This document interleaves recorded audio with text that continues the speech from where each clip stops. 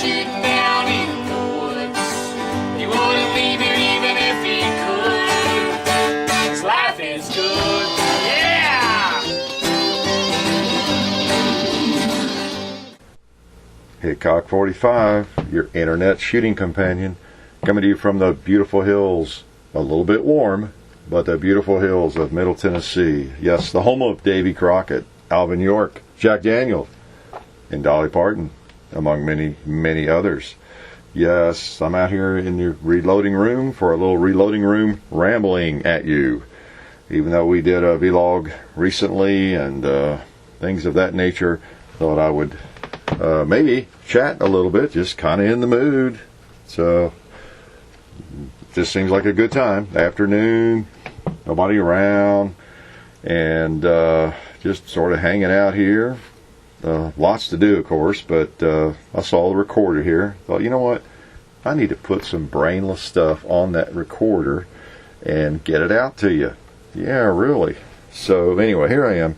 We'll talk about a few things that have been going on, and who knows what I'll come across here up there in the canyons of my mind. I seem to be spending quite a bit of time here in the reloading room lately. No, not reloading as I should be. Mostly cleaning firearms, it seems. We've been able to do a lot of videos so far this summer. And as you've noticed, about every 3 days we seem to post something. And we have some we've not posted. So we go in streaks here when we get a chance, when John can get over and we have an opportunity to do something useful, we think useful. But it seems I'm always out here cleaning firearms and, getting firearms dirty and working them over. That's another reason it's hard to keep the thing cleaned up. I can get the guns clean. First priority is to get the guns clean, of course. And a variety of firearms, as you know. Depends on what we've been shooting, and in terms of how much work there is, of course, to it. And I know I need to do more cleaning videos. We're going to do that. For example, we shot the AK yesterday. In fact, we went ahead and posted that with the Bumsky stock and everything. And finished late, so I just soaked the AK ballistol. Now I normally just go ahead and clean everything that day, that night, and put it away. Sometimes I'll soak something and maybe not get to it, but got a lot to do, a lot to clean, or whatever. It's late. Or sometimes with a black powder firearm, or something like the AK, where I'm shooting. Well, whether they say it's corrosive or not, if I'm shooting any of this Russian or Serbian or the surplus ammo, I just assume it's more corrosive than modern stuff, even if it says it's not.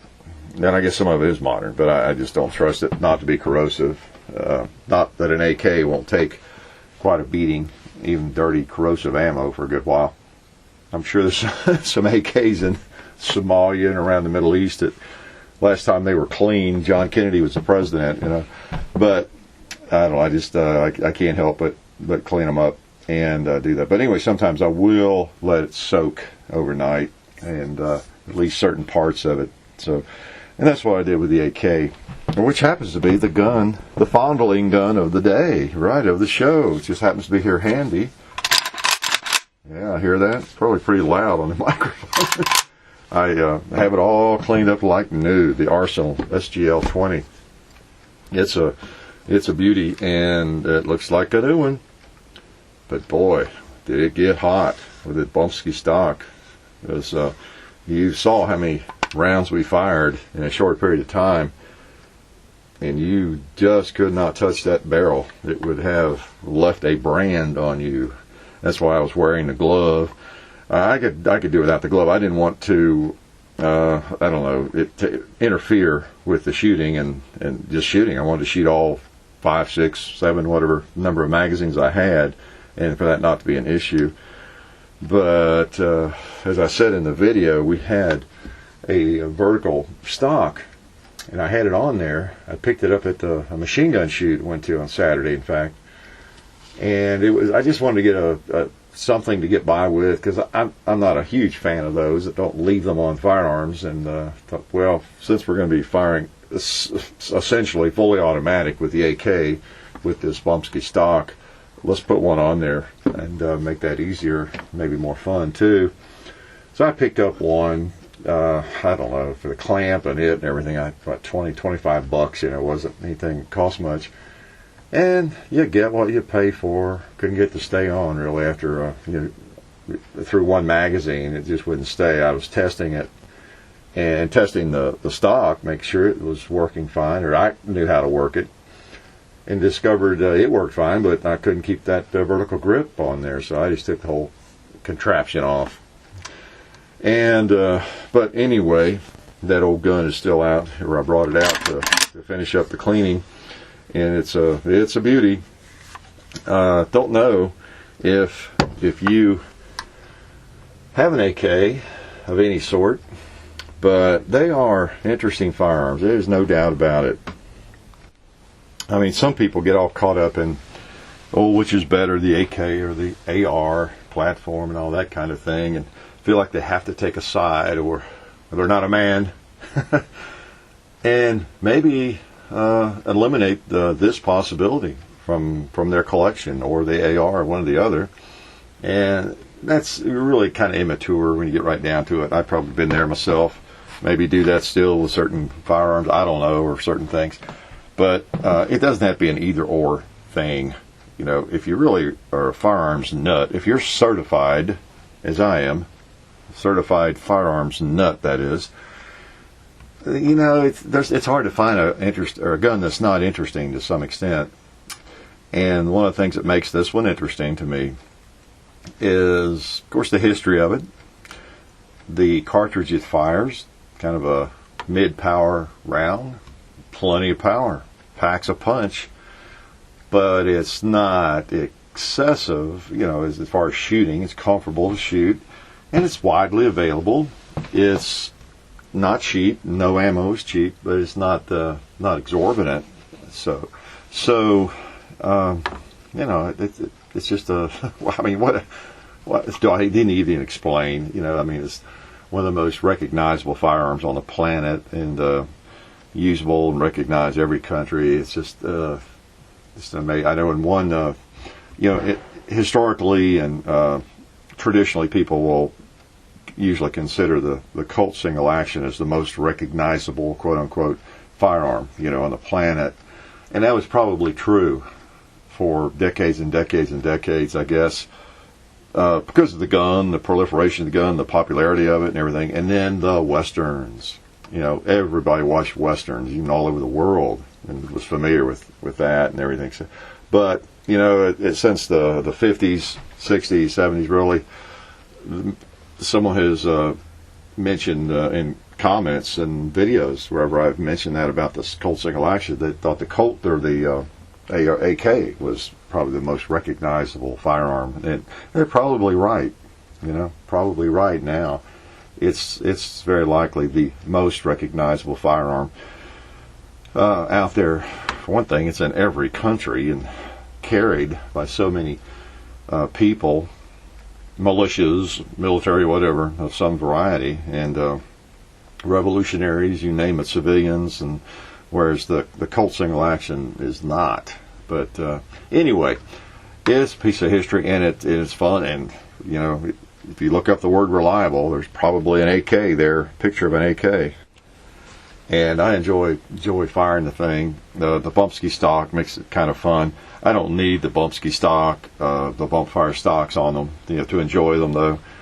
They're a bit of a gimmick, but they do work, as you can see in the videos. And this one particularly is a stock that's not so distasteful to just see it on there and leave it on there. I'd rather have the CAA stock on there I think, but it's still not that bad. It really isn't. I would guess a lot of you would put this stock on there and think it was just fine. Hey, that's my stock. That's my AK stock. Not only is it my AK stock, it has that capability of firing very fast. So, but anyway, the AK is my toy today. So, that action. Unmistakable, huh? Just like the firing of it, you can tell an AK. Interesting gun. And I usually just take it totally apart, or at least all the gas systems and everything, and and run the bolt and everything out and clean it. I don't know. I just like it to be clean. For one thing, now with some firearms, I might just do a cursory cleaning. Make sure it's got the ballistol on it, wipe down inside and out. And I don't necessarily worry about every little last piece of or evidence of old smudged ballistol, whether it's like you run a patch through a gun. I know some of you probably are like that. You're obsessive to the point where you run patch after patch after patch, and if you see any darkened lubricant at all, you continue till you can't find anything. And nothing wrong with that. But if it's a firearm that I shoot pretty often, I'm just not that obsessive about it, because for one thing, with the ballistol on it, which it's not going to deteriorate. Nothing's going to happen to it at all. Even with black powder guns, that's the beauty of it. I don't even do that with my black powder firearms. I clean them and make sure they're soaked in ballistol, and it's pretty clean. And the patches coming out of there, they're just a little brown, but it's just ballistol, soak everything. Hey, I put that thing in a closet for 20 years and it'd be no problem, But if it's a firearm that I'm going to get back out pretty soon, or even a week or two, I know it's just one I get out every now and then. I especially don't worry as much about it being ready for the museum. I'm talking museum clean, inside, and of course it's going to be clean on the outside. That's easy. But so with the AK, I do a pretty good job with it, because I may put it up and not shoot it for I don't know, a couple, 3 months. I don't know. So it'd be easy for me to forget, go out and shoot a bunch of corrosive ammo and just run something down the bore and then put it away, and then be involved with other firearms and videos, and just not even pull it out for months. That's one of the downsides of having so many firearms. I know, if you don't feel sorry for me, right? So I try to clean them. I do. I clean my firearms every time I shoot them. I just do that. If I just shoot one magazine through a gun, I clean it.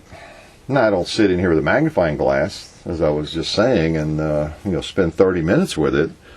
But for example, maybe a little inside story off the video. Last night when John and I were over there setting up to do the AK video with the Bumpsky stock, we had, I don't know if you noticed early on there, we had this lid that we were going to hang on the shepherd's hook there, but it wouldn't really hang right with the handle, so we needed a hole in it, and we didn't have anything to put a hole in that lid really easily. Well, we did. Of course, I thought about it for a second. I happen to have, of course, my XDS-45 there in my pocket. However, I had my expensive ammo in it, PDX 45 230 grain ammo in it. But I looked around. I don't even have a hardball round or anything. But oh well, let me shoot one of these. I'm still in the process of testing it and making sure it works with hollow points and everything, which I meant to shoot in the video. Had them right there on the table. Y'all let me forget. I didn't shoot. Nobody reminded me. Had them right there. Duh. Which I had done. It functions with them fine. So we'll do that in chapter 2 or another video. But and off camera, I pull it out and proceeded to put a whatever it is, $2 bullet through that lid, so it would hang on the shepherd's hook. But I know what I was talking about. Yeah. So anyway, this gun, and I have it here too, has been fired one time. Well, that kind of preys on my mind. At my earliest convenience, and I know that's not a big deal and it should be fine, but I want to take that mag out and just run a patch through the barrel. I just, especially a carry gun, I want it clean at all times. I just feel like, firearms ought to be clean, and that way you never have any problem. And plus, you got to keep up with it. I mean, it also helps me. I'm too dumb to keep track of which ones have been clean, which ones haven't. I'm sure I have some Glocks or other guns that I could shoot 4 or 5 magazines or 30 magazines through them, stick them away and get them out. They'd be fine, but I just don't want to do that. I can't keep track of it all, so I just clean them. And of course, I have a workbench. You've seen some video in here. I have a place in here. I come in, lay it down, take it apart, soak it in ballistol, and my patches are right in front of me. My cleaning rod's right here. I don't have to worry about getting the ballistol and stuff or on anything or on my hands. It's not a big deal, and just clean it.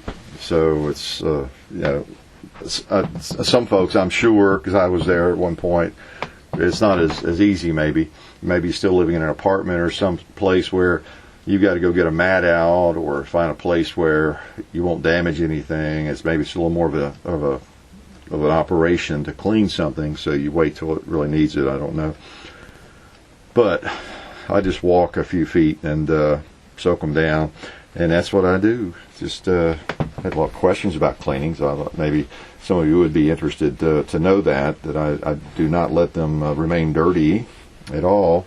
And usually it's just 1 or 2 or 3 guns if we're doing videos. Sometimes it's an ordeal, and you can look at the videos and tell what the story is there. If I have 4 or 5 guns I fire, even one shot, I got to go through all of them. The recent military rifle video I didn't shoot all of them, but I fired several. I fired that crazy flintlock. That required some work, and I think the M14 and the .03 Springfield, and I fired with the M4 carbine, the Colt. So, gots to clean them when you do that. So, just depends on how many guns we've shot as to how much cleaning there might be. How's that for brilliant deduction, right? But anyway, as I was saying, I got off on that tangent, mentioning that I've been spending a lot of time in here, and that's been part of it. We've been doing quite a few videos. We're getting ready for a lot of videos, and just seems like a lot of gun cleaning, and which again, I need to bring more of that to you all, and let you see what I do, at least in terms of cleaning a firearm. And I'm sure others do it differently. Never let it be said that I do what everybody else does. Have no interest in doing what everybody else does, but it's worked for me over the years. So that's the gun that's out here being fondled a little bit. Big old heavy AK. And of course that's one of the arguments, isn't it? Whenever the discussions come up about what gun do you prefer, if you could only have one, what would it be? Would it be this one, the AK? Or would it be the AR platform or something else? A lot of that boils down to weight of the gun, weight of the ammo, and that would be a determining factor for me to some extent. Where I'm going. Am I being shipped off to Afghanistan where there's a lot of sand? Am I going to be carrying this gun, this rifle? Am I going to be packing lots of rounds and all that? So my guess is there are a lot of folks that really love the M14 and reminisce or fantasize, trudging through the rice paddies of Vietnam. Maybe I would fantasize about that. Some of you actually did that, maybe, with an M14 instead of that plastic sissy gun, AR-15 M16. Well, if you're about to go out on patrol for 5 days somewhere and you got all your pack and food and everything else, and someone says, well, what do you want to take? You want this M14? Everybody's got to have 200 rounds of ammo or 300 rounds of ammo, whatever the number of magazines, and the gun, in addition to everything else. And you start counting or weighing the M14 versus the M16 and the ammo, and it's 99 degrees with humidity to match. Maybe you would reconsider and say, you know what, I think that M16 looks a little bit better today than I thought it would. I don't know. Lots of arguments both ways on those. They're all interesting firearms. That's probably why I have both and enjoy them both immensely. If I have the AR out, I enjoy it. If I have the AK out, I really enjoy it. And they both have a lot of history now. We think of firearms with historical significance as the Garand, the Aught3, and those, and of course that's certainly the case.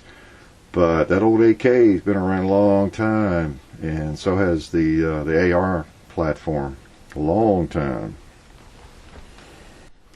I alluded to the machine gun shoot there earlier briefly. Thought I'd bring that up. John and I went to, as well as my brother-in-law was down for the weekend. Mother-in-law and my brother-in-law and John and I loaded up early in the morning Saturday and went over to the machine gun shoot at Hillham, Tennessee. It's Hilham, pronounced Hillham, I understand.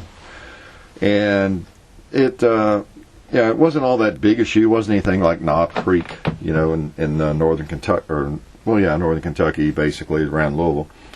But it was a good event and interesting. I enjoyed the vendors that were there. It was a good start to that endeavor, and wished them luck with that. Pretty interesting. There were several machine guns there, and had a couple of cars they shot up, and some tannerite and other similar products. But so I applaud them for going to all that work. They had a great place for it, and pretty interesting. I enjoyed prowling around over there. I didn't end up shooting anything. Didn't know whether I would or not, but so I'd check it out and bought a knife I really like. Y'all can relate to this. You gun people, I know that probably at least 80% of you also have a weakness for knives, for good knives, practical knives, even impractical knives. And we were actually on the way out, really, and I stopped again at a knife booth. It was, what were they called? Blind horse knives. Yeah, blind horse knives. And I really am a sucker for big knives, as you know, because they really have practical value. You can look at some of the videos in my knife playlist, and you see several that I use for hacking, just keeping the trails hacked clear around here. And so those are my favorite knives, I guess, other than just the pocket knife that you use 50 times a day, right? So the knives that you might consider really useful and that are very, very popular are those smallish knives, like the one I have from Jimmy Lyle. If you're familiar with that video, I have a video on that one. It's the Jimmy Lyle Hunter, I believe it's called. It's a drop point, little, 4 or 5 inch blade. Just the perfect little knife if you're a hunter, skinner, whatever you're doing. And many of you who hunt, that is the perfect knife. You do a lot of camping and hunting. That's your go-to knife, maybe more than any other knife. Well, where I don't really hunt, that size knife falls into a category for me, even though I really like them, as kind of impractical. It's just a knife. It's nice. It becomes a letter opener for me, or something here in the reloading room that I use for various things. Let's just grab it. It's always open, and there it is. So isn't that funny? One of the most popular knife styles on the planet, and useful knives to most people, for me, is kind of a paper cutter, cardboard cutter, letter opener, an expensive letter opener. Just something I admire. And that's the knife I bought from those guys. It's one like that. Just a neat handle. I think we had on the table in the video. You might see it, but it's just a really neat little knife. I know you can relate to this, because I look at knives at gun shows. There's usually some interesting home handmade knives. Someone there set up, usually a couple of different people, with handmade knives they've made and everything. I always check them out because they're just pieces of art as far as I'm concerned. And sometimes one speaks to me, sometimes one doesn't. None do. Most of the time they don't. I admire them. I compliment the knife maker, but nothing I gotta have. Well, there were some here I just liked. I just like the handle feel and the contour and the thickness of the blade. It's just everything. I ended up buying one. No use for it. Just an expensive, gorgeous letter opener for me.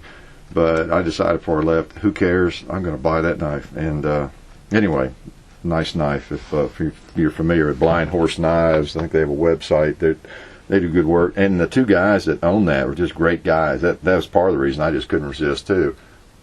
Great fellows. I think it was LT and Dan. I don't know. I have a bad memory. But anyway, that was kind of, and yeah, there were other interesting vendors there. In fact, the Bumpski stock folks, Judd Foster and Fostech Outdoors was set up there. It was cool. Saw what they were up to and everything. Didn't know they were there, and chatted with them. So all in all, it's a good day. How can it not be? When you go to how could you go to a machine gun shoot, even if it's a small machine gun shoot, and not have a good time if you got some gun vendors and some good greasy food for lunch, and a bunch of people down in the hollow in the hills of Tennessee that like guns and knives and all that good stuff. Can't be all bad, can it? So I think they're going to do that again in the fall, so have to check them out again. And of course, I say this and talk about the machine gun shoot as if none of you is aware of it, when even though it wasn't heavily attended, there were quite a few of you there that I ran into, so that was kind of neat. And so anyway, hopefully we'll get to meet there again. Something came to my mind here as I took a little break here. John called while I was on pause. Worked out well, but and I was cleaning this barrel on the XDS here where I fired that hole I was telling you about. But some people just have a tendency to have problems, it seems, with their firearms. Either they're bad about limp wristing, or who knows. It's like some people just have trouble with cars. You ever know anybody like that? I think I've talked about that before. They, no matter what car they have, they just have trouble with them, And maybe it's a car that's known for its reliability, even, but they seem to have more trouble where other people don't. And I think some people kind of that way with firearms, kind of that bull in the china shop. It's like they just have, I don't know, bad karma or something. Maybe not even their fault. It's just kind of weird. Well, one thing I still think that some of that could come back to is cleaning and lubing properly. No, this is not a Ballistol ad. Doesn't matter what lube you use. That's up to you.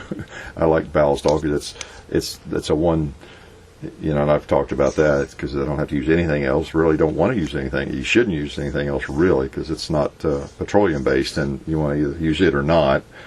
And I just like the characteristics of it and how it makes everything a little slicker, even when it doesn't have lube on it. It's just kind of cures it or something.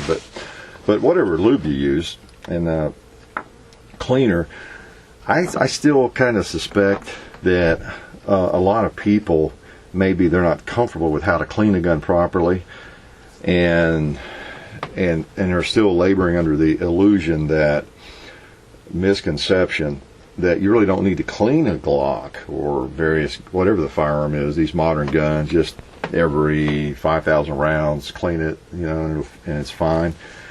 And that may be the case for most of these modern firearms, but just because of the way they're made, they're just naturally very reliable. The Glocks, the XDs, the SIGs, H&Ks, what am I leaving out, M&Ps, just the design of them lends itself to a very reliable firearm, and that's a lot of it. And so I think you can be lulled into a false sense of security there, or confidence. I don't know. But that's one thing I'm a little anal or obsessive about, as you can tell from my previous discussion, maybe. Like, this gun had one round through it, and and that's been on my mind. Got to get it clean, and then that's silly in a lot of ways. But I take the gun as part of the cleaning, and before I put it back together, I take a Q-tip, which I'm doing right now, even. And I just make sure there's a little film of Ballistol on the rails, Even if I lubed it and it was in great shape and I just shot it a little bit, I just double check. I just want a little Ballistol on those rails. And I like the barrel. I don't want a film on the barrel, the outside of the barrel and everything, but if there's a little bit there, like maybe just a little bit on my fingers and rub it in, and but there's, it's not like gooky or anything. That's fine too. I'm just, it's a simple thing to do. So to me, it's like a why not to have the lube in the proper proportion on that firearm in the right places. Just makes sense to me. You got a lot of moving parts there, working together, and I just think maybe as good as these modern firearms are, if you've got one that, I don't know, maybe there is a potential. There's a potential that that it's not as perfect as it ought to be. I don't know, or the ammo you're firing.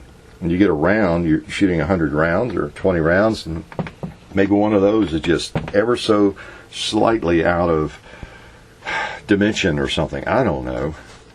Just makes sense to me to have everything in the best shape you can possibly have it, especially a carry gun. I mean, that's my main focus there. And when I talk about that, something you're going to rely on for defense.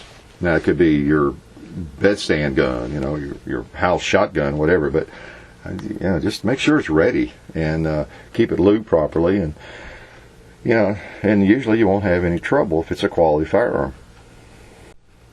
Oh, one thing I didn't mention, the other gun I'm fondling here is the XDS.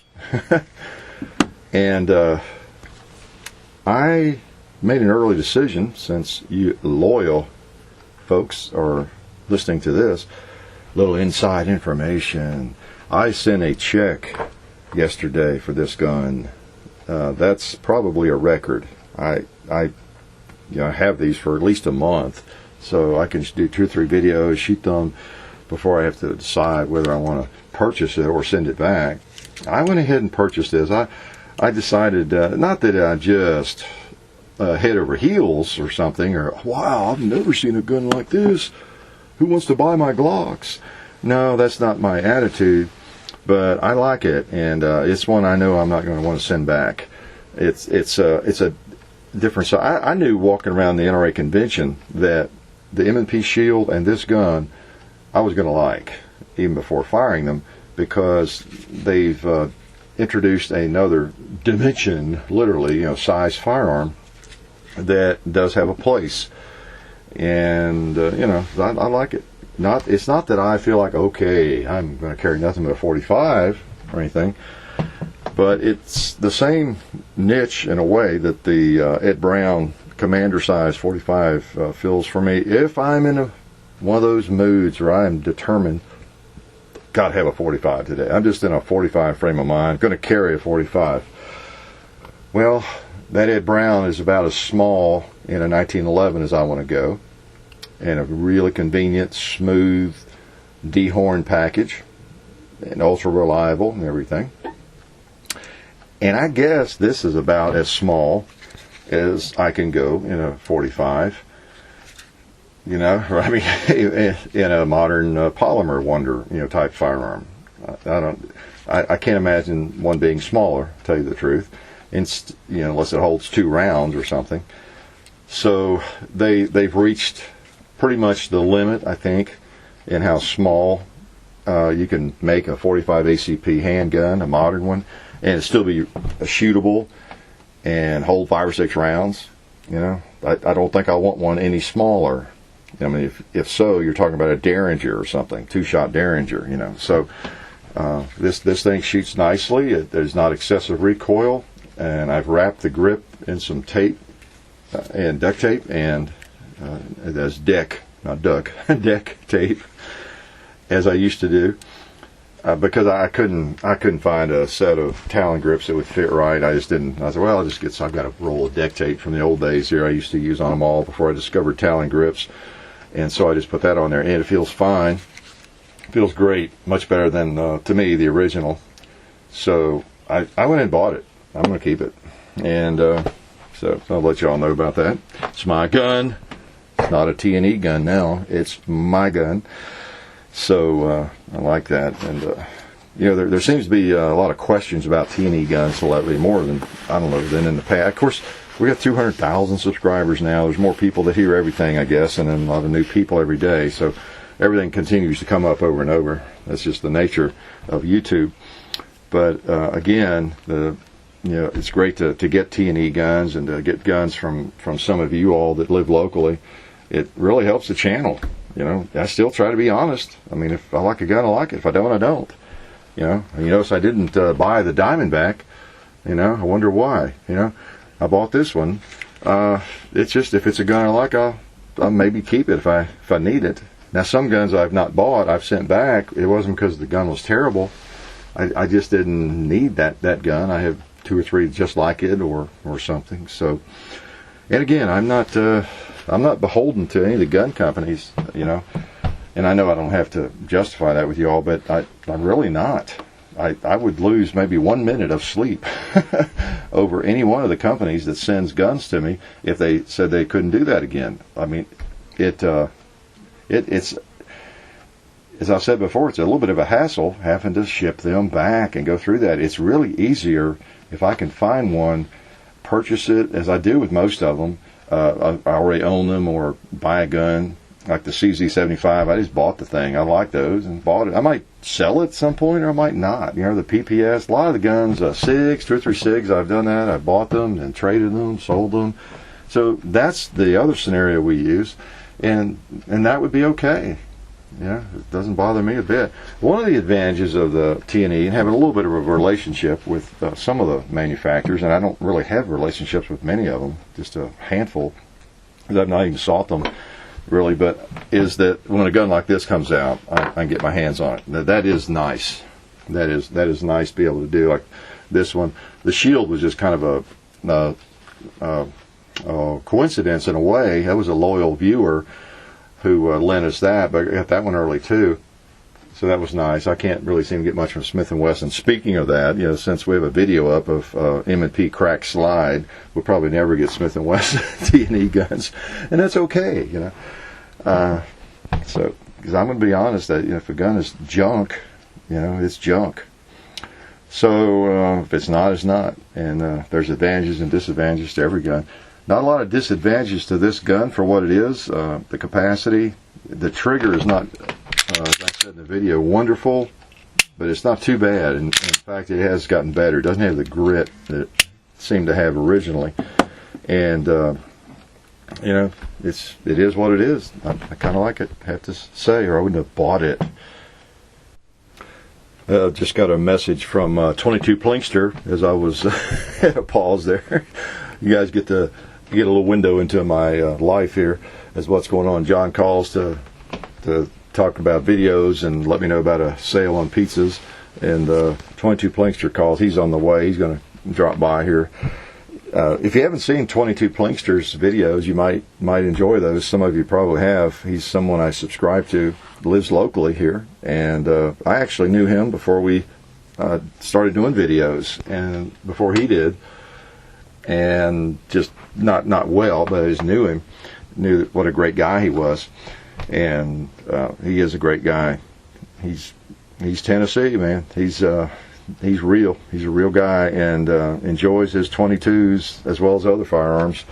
Does trick shots and is a great shot. So just a fun guy to watch, and just a great guy. I think that comes through in his videos. If you have seen any of his videos, they're not all that long usually, but I think he did a vlog recently and some things like that. If you just watch that, you see what I mean. He's just a good guy. Just a real fellow, so I might check him out if you get a chance. I had a note here about recent videos. I was going to maybe mention the DB9 Diamondback. Most of you have probably seen that, and that gun seems to be getting broken in. I won't say a lot about the gun other than that we had trouble with it at times, and it seemed to be getting broken in and doing better. It really did. And it's extremely small. Just really small. Not a lot of fun to shoot. If you're going to shoot that thing 100 times, you would not necessarily enjoy it. But if you get it broken in and find some ammo that's, that you cannot get to malfunction, that's just really reliable, it'd be hard to find a gun in a smaller, thinner package like that is a 9mm, I'll have to say. But, we anyway, that was kind of my take on that. one thing you have to remember too with the YouTube videos, and we think about this where we've gotten up to 200,000 subscribers because we just continue cranking along doing the same stuff we've done, or they have the same approach. We're always trying to do new stuff, new guns, different things, but it's we have a lot of people watching, but it's different from magazine articles is what I'm trying to get at here. A lot of people write magazine articles on firearms, and they're not faced with what we are. For example, if we do a video on a gun, I stand out there in the range and move around and shoot the thing for 30 minutes. Well, I might have a problem. Maybe with any gun, especially where it's live. A magazine article is like an edited video in a way, isn't it? Or even more so. In a magazine article, do you ever see anything negative? Just almost never. And they talk about the groups they shot and everything. But I wrote one of those, and I know how that is. I remember when I did it. It was for a Florida concealed carry magazine. I was really pleased with that. It was on the Car 380, and I remember when I was doing the articles, because we were already doing videos. That's one reason they knew about me, wanted me to do that article. But it was interesting because in the actual process of writing the article and doing the testing, shooting the gun, it kept coming to my mind. There's something wrong with this picture. Based on what we've been doing in our videos, I kept thinking there's something about this doesn't seem right. I'm going to shoot these targets, and I'm going to post pictures, which I did, of the groups and how I shot it, whatever 7 or 10 yards, how the gun did, and all that. And now, this is this is all well and good, but how does anybody know I actually shot these groups, or that I was not at 2 yards away, or I didn't have the muzzle right up on it, or or I didn't have 12 malfunctions? It kept crossing my mind. This is so different from what we do that it'd be so easy to exaggerate a gun's capability or to diminish their negative side. It was just really weird. It really brought it home to me how valid. Well, valid's the right word, but how maybe more informative a YouTube video can be than a magazine article. And it just a quantum leap, really. Just totally different. It really is. And I was totally honest in that article and in my groups and my shooting and everything I said. But who's to know? It's so I got even more insight into that. But we do videos that, like whatever the gun is. So in a lot of ways, you have to respect these firearms companies if they are willing to send, especially us, a firearm. Because, like Springfield, for example, Glock doesn't care, I don't think, one way or the other. Glock's a different sort of animal, the company and everything about them. But you got to admire a company that will send, even Diamondback, they send a gun because you assume they know what kinds of videos we do. That gun is going to be seen for 15, 20, maybe 30 minutes, sometimes 35 minutes, right? Live. Whatever happens with all the various ammo I fire, that's what happens. There it is, for everybody to see. Nothing to hide in an unedited video. So it's a different proposition, and it puts a little more pressure on a firearm. It really does, and on a company, because for example, what I'm trying to say is there could be a firearm that you have a lot of respect for. Maybe you don't even own it, but all the articles are glowing and positive. You don't own one, but you've never read anything negative about it. Well, you never know. You don't read anything negative about a lot of firearms. You've not seen it go through 20 minutes or 30 minutes of unedited shooting, So there's a burden of proof there. So it's just a different proposition. The other thing, of course, I was going to mention about the XDS is that it seems odd, I guess, someone like myself or anybody getting excited about this gun or another size gun like this. How many guns are there out there in 45 or 40 and polymer wonders? And there's a blue million of them out there. But it's evidence, I guess, that we're all still looking for that perfect carry gun, especially, or it could be any type of firearm. But the manufacturers keep coming up with new guns, and they keep pushing the limit on size and figuring out ways to do this and that and make it reliable in a smaller package and those sorts of things. So that's why I say it's tough to choose a gun if you're just getting into firearms. It always has been. And then the industry's changing. There are guns available that were not available in the past, especially in this market, this carry market like this. So guns like this really are the M&P Shield and this XDS are they're different sorts of firearms. There's just not a lot of guns in that size category, in those calibers. I'm assuming the M&P is going to be. It may not come out in 45. They may not do that. I don't know. But I guess it's in 40. But this gun, this XDS 45, probably they'll offer it in 40 and 9. I don't know why they wouldn't down the road. If they can, make it in 45, they can make it smaller caliber without any trouble. But we're always in search of that perfect holster and that perfect carry gun, aren't we? Never ends. I guess I'll wrap this up by giving you some more inside information. I traded for a Ruger Red Hawk. Yes, haven't had one for a long time. And I came by one of somebody in the family, a little trading around. It is an older Red Hawk 7.5-inch Hunter, Red Hawk Hunter. Beautiful grips, guns in perfect condition. I know it's 25 years old, and good shooter. So you'll be seeing it on the tube at some point. Person can never have too many 44 Magnums, Can never have too many 44s. And it's another good one. It will handle any round out there, I guess. Those things are built like tanks. And it's just big old stainless steel 44. Gotta love it. Shoots great. And enjoying that already. Slinging lead with it across the hill. So big Ruger Red Hawk has joined the Hickok45 compound, and be bringing that to you here one of these days. So guess I better wrap up here for today. Again, we're just almost not in shock, but we continue to be astonished with the number of subscribers and activity, and we appreciate that, as I've said in the vlog, that folks still watching. We're going to continue kind of being ourselves, just like this silly stuff where I come out here and just yak at you. Just because we have a big audience, it's not really going to change. We just kind of do what we do. Talk too much, as some people say. But we'll continue on the same path, more or less, and enjoy what we do.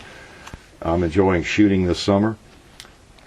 It's a lot of fun. I'd like to do more just casual shooting off camera, where I prowl around the farm and shoot. I haven't been able to do a lot of that yet, but I'm going to do some of that.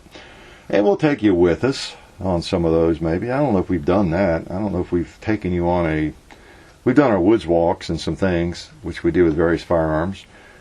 Maybe I'll get John to follow me around on one of my shooting hikes, kind of like we did with archery one day. I showed you my woods walk archery course. Maybe we'll do that with a rifle or a pistol here one day. Just maybe do a vlog as I walk around and plink at some of my targets and through the woods or something. I don't know. Look for razorbacks or zombies or something out over there in the woods. But anyway, I'll let you go. I know you're tired of listening and tired of looking at that picture on the screen. If you're one of those guys, gals, sitting at the computer, so you get out and shoot if you can, and hopefully you get a chance to at least fondle some firearms, and maybe a chance to actually fire some lead and copper downrange. And we'll yak at you again here one day soon. So take care. Thanks again, and bye-bye. You've been listening to the Hickok 45 radio show. See you on the range.